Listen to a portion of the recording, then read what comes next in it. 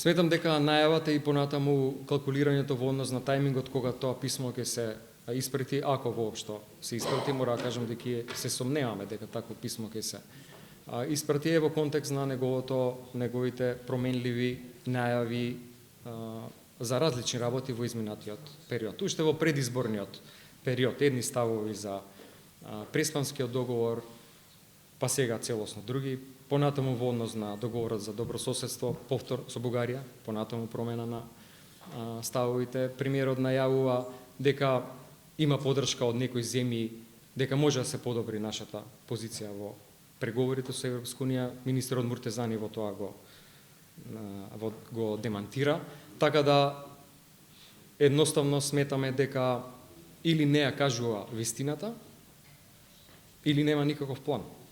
И во тој контекст беше нашиот повик да се организира собранинска седница на кој што премиерот и владата конечно ќе кажат каков е планот во однос на евроинтеграциите. Имаат ли план како ќе продолжат?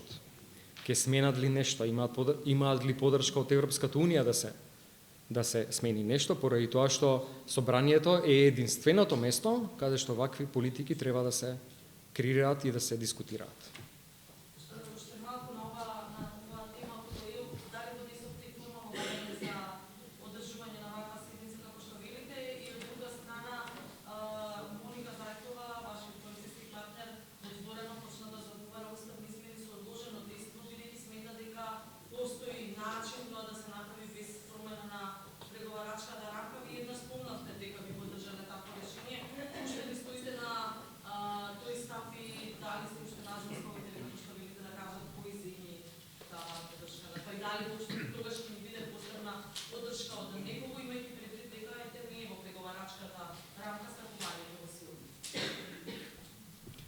Ќе испратиме и формално барање до собранието за одржување на ваква седница, од кога ќе видиме дали во јавноста премиерот ќе излезе со некаков став во однос на тоа. Ете да сублимира неколку работи, кои што како ставови и негови изјави се многу променливи изминатиот период.